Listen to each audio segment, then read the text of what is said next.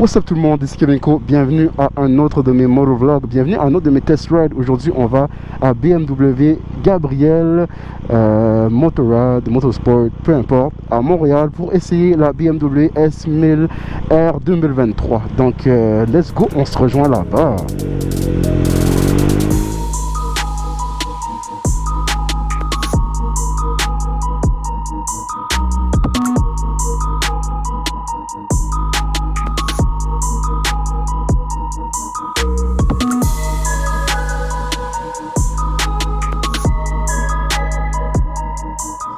Ok guys, donc on est pour essayer la BMW S1000R 2023 ou 2022, dépendamment de la couleur, mais c'est la même chose.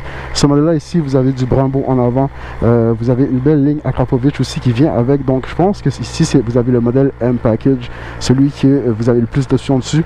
Vous avez aussi une visière qui a été rajoutée en avant pour vous permettre de prendre moins de vent dans le fond. J'aime beaucoup ce qu'ils ont fait au niveau de la couleur, le bleu, blanc, rouge, les détails, c'est vraiment magnifique. Donc vu que j'ai mademoiselle ici qui m'attend, on va embarquer tout de suite sur la moto, donc allons-y. Donc comme vous avez guys, je mesure 5 pieds 7, je suis sur la pointe des pieds. Vous avez une selle qui est ajustable jusqu'à 32.7 si je me trompe pas, ou vous pouvez la mettre jusqu'à 31.3. donc il y a la possibilité de pouvoir descendre le siège pour être un peu plus confortable. Ça c'est très intéressant. C'est pas toutes les motos qui ont cette option. Je sais que la Multistrada là de Ducati, mais la BM ici là. J'aime la position. Vous êtes un peu penché, ça me fait penser un peu à mon ancienne Speed Triple. Vous avez comme une drag bar, donc la barre est droite, elle n'est pas trop élevée, donc vous avez une position qui est un peu plus agressive, une position qui est un peu plus sportive si on veut. En termes des pieds, mes pieds sont quand même assez hauts, donc ça aussi c'est intéressant, ça va vous permettre d'avoir aussi une conduite plus sportive à ce niveau-là. Donc, allons-y. Okay, donc ce que je trouve intéressant sur cette moto guys, c'est que vous avez un frein intégral, donc vous pouvez freiner en avant et en arrière en même temps. Donc ça c'est quand même bien d'avoir cette option de technologie. Je trouve ça cool. Ce que je trouve bien aussi au niveau de la moto, c'est que vous avez un frein anti-côte dans le fond qui vous permet qui bloque la moto dans le fond. On peut pas reculer, donc si je suis sur une côte, la moto reste stable, je peux ni avancer ni reculer. Donc ça c'est intéressant d'avoir cette option sur BMW. Jusqu'à là j'aime le shifter guide, il est très fluide, c'est très facile d'aller chercher le neutre, donc ça c'est quelque chose que je retrouve pas souvent, soit sur ma Triumph ou soit sur les Ducati. Donc c'est cool d'avoir une moto qui est aussi fluide. Je trouve que jusqu'à date tout fonctionne très bien. Si vous avez remarqué aussi, les RPM ils ont commencé à monter, donc c'est une chose de BMW qui font au fait que la moto, une fois qu'elle est réchauffée, les RPM augmentent, donc vous avez plus de place. Donc le matin quand vous partez par exemple, vous êtes un peu pressé, la moto est encore froide, la moto risque d'être bloquée environ à 6000 tours. Puis une fois que la moto est réchauffée, vous pouvez monter un peu plus haut dans les tours. Ce que je constate avec cette moto guys, c'est que c'est une moto qui a beaucoup de puissance, mais je sens qu'elle a beaucoup de puissance à haut régime surtout. Évidemment c'est un moteur de 4 cylindres, si on parle des spécifications plus précisément, vous avez 165 HP de puissance et 84 livres de torque pour un poids de 439 livres. Ouais, donc c'est une moto qui est très balancée. Évidemment en termes de Super Naked, c'est pas la moto qui a le plus de puissance, mais 165 HP honnêtement pour une moto de 1000cc c'est amplement assez. Il y en a beaucoup qui vont dire que maintenant les nouveaux modèles de moto ils devraient en avoir plus de 100 HP. Je suis pas d'accord. Je trouve que honnêtement à 150 HP personnellement vous en avez amplement assez. Ça c'est mon point de vue personnel. Non seulement vous avez le M Package, donc il me semble que vous avez les roues forgées sur ce modèle là. Vous avez beaucoup de petites autres options aussi que faudrait que je fasse un vidéo complet pour vous énumérer, mais si on parle des options que j'ai en face de moi, que je vois, vous avez le Cruise Control évidemment, le Cruise Control qui fonctionne super bien. Vous avez l'option aussi à roulette ici pour aller jouer dans le menu, je trouve qui est quand même cool aussi. Je l'avais ici sur la S1000RR, mais j'aime cette petite option de la petite roue ici. Je trouve que ça facilite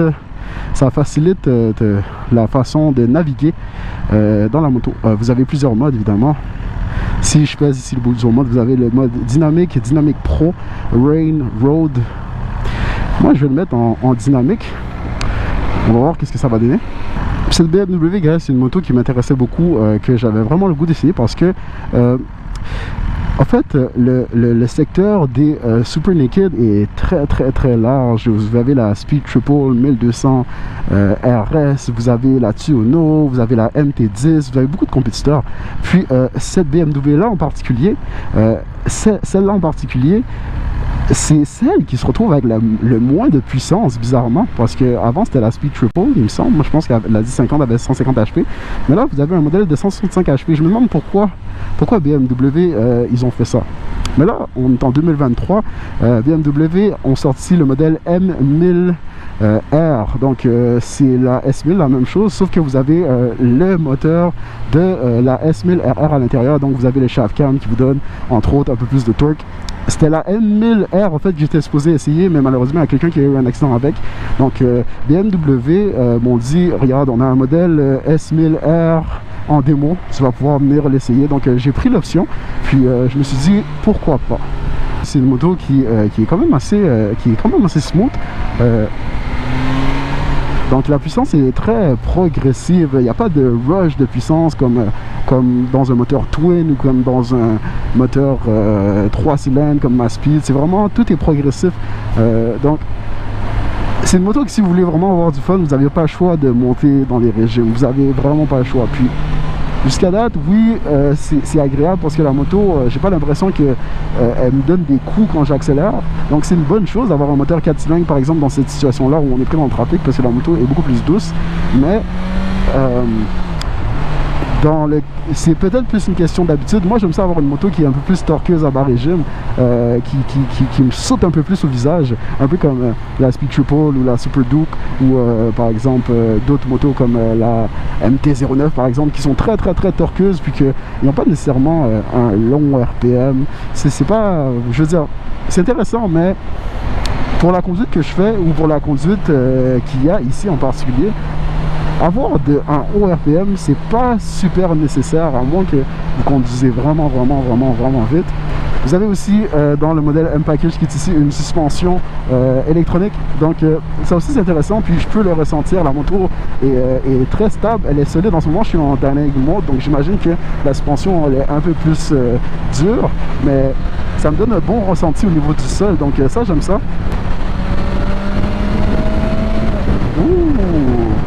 Ok, la moto a un très beau son, très beau son. Évidemment, guys, je suis sur un modèle naked, donc on ne peut pas s'attendre à moins d'une moto naked de recevoir beaucoup de vent. Le petit pare-brise ici sert absolument à rien, je vous le garantis. Mais c'est pas désagréable. J'aime bien le fait de sentir le vent, ça me manque un peu. Sur des longues routes, ça pourrait être peut-être un peu désagréable, mais honnêtement, jusqu'à présent, c'est pas si mal. Un autre constat que je peux faire, guys, c'est qu'il y a beaucoup de vibrations au niveau des barres. Puis ça fait que ma caméra, elle n'est pas très solide. Donc j'espère que je vais pas la perdre, mais je ressens un peu plus de vibrations que je pensais au niveau des mains. Ouais. Oh. Donc une chose que j'aime bien, guys, ici, c'est le quick shifter. Je ne l'ai pas mentionné, mais il fonctionne très bien. Puis non, c'est bien, le quick shifter, quand même assez smooth aussi. Il répond bien, j'aime bien ça. Une autre chose que j'ai constaté, guys, c'est que je trouve que la poignée de gaz est très on and off. C'est très sec. Donc ça c'est peut-être une chose, j'imagine que c'est une chose qu'on peut modifier, mais j'aime pas comment la poignée de gaz répond comme ça. Et quand j'ai pris la courbe tantôt en deuxième vitesse, je trouve que c'est très on-off. C'est pas un super bon feeling de pas avoir une poignée qui est très fluide. Non, ça j'aime pas trop ça.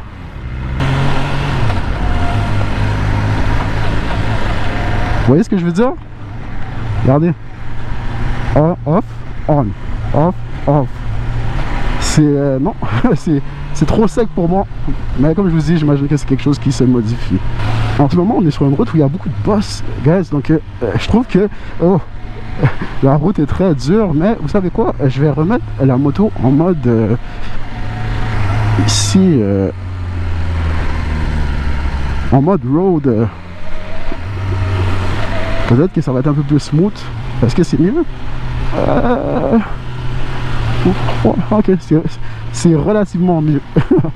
Au niveau de la poignée de gaz aussi, c'est un peu mieux. Donc, ouais, bon, si vous le mettez en mode road, guys, la moto est beaucoup plus smooth. En termes de confort, guys, la moto est quand même assez confortable. Je suis bien assis. Je trouve que le banc est un peu dur. Par exemple, la selle est un peu dure au milieu. C'est un peu le même feeling que j'avais sur la S1000RR. Mais c'est pas si pire parce que j'imagine que si on adopte une position, une conduite qui est un peu plus sportive, puis on essaie de naviguer un peu plus sur le banc, peut-être que c'est bien d'avoir cette selle, mais pour des longues routes, je sais tout de suite que cette selle va être trop dure. Je sais qu'elle va pas être confortable à long terme. Donc, yeah, ça fait beaucoup de choses négatives jusqu'à date que je dis sur la BMW S1000R. Mais écoutez, je vais juste vous dire la vérité. C'est ce que c'est le ressenti que j'ai. De un, je trouve que la moto est quand même assez malléable. Mais ça, je dis ça pas mal avec toutes les motos. Donc, mais je trouve que le poids se répartit bien. Donc, je trouve que le poids, la puissance, le torque, je trouve que c'est un bon mix qu'ils ont fait. Souvent, les motos, ils ont trop de puissance. Il faut accélérer au fond pour aller chercher la puissance. Ici, je trouve que il y a un bon équilibre, la moto est très bien balancée. Maintenant, avec les motos qui ont 200 HP de puissance, qui sont très légères, je trouve que c'est ça qui est dommage. C'est que on dirait que les motos essaient de compétitionner entre eux, de mettre qui a le plus de puissance, qui a la moto la plus légère, qui a la moto la plus habile, la moto la plus belle. Puis on oublie c'est quoi avoir un package qui permet d'avoir un plaisir et une conduite adéquate pour qu'est-ce qu'on veut faire. Une moto qui est nichée si on veut. Puis je trouve que en termes de naked bike, je trouve que cette moto répond bien aux exigences. Il n'y a pas trop de puissance, il y en a juste assez.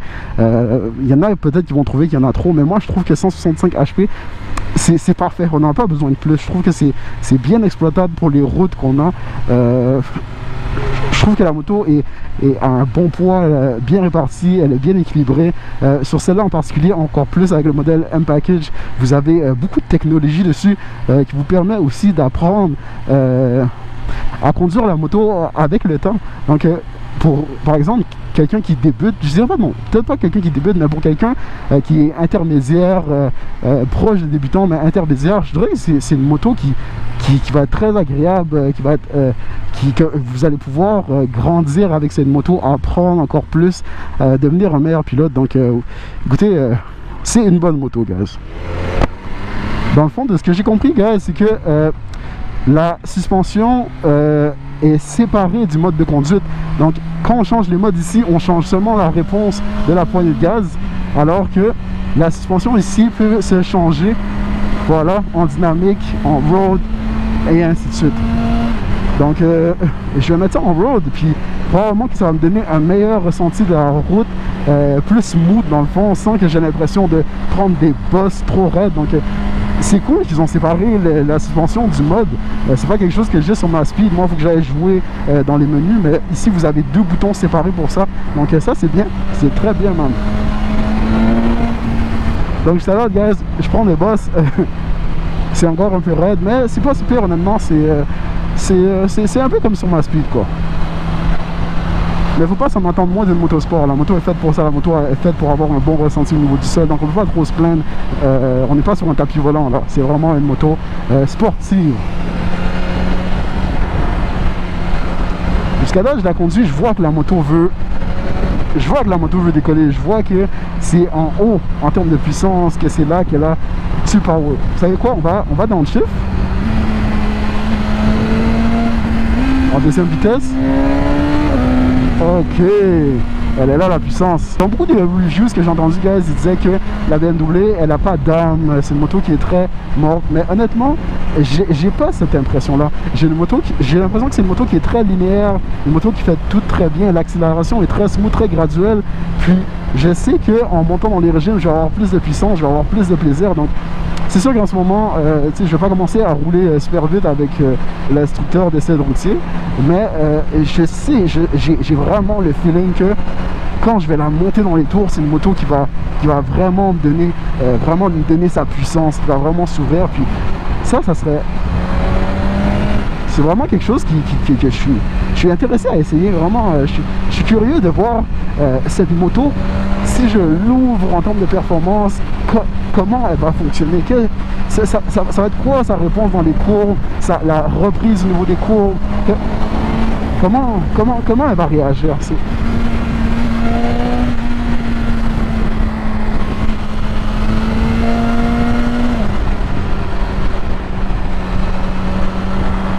Bien honnêtement, quand je monte en haut des 6000 tours, c'est là que je ressens beaucoup moins de vibrations au niveau des moins en haut des 6000 tours. Ça aussi, c'est un petit constat que j'ai fait. Si vous voulez rouler, guys, cette moto, puis qu'elle a moins de vibrations, rouler un peu plus haut dans les tours, je trouve que la moto est un peu plus smooth, quoi. Donc vous savez quoi, je vais passer à cette question. Pour qui est cette moto?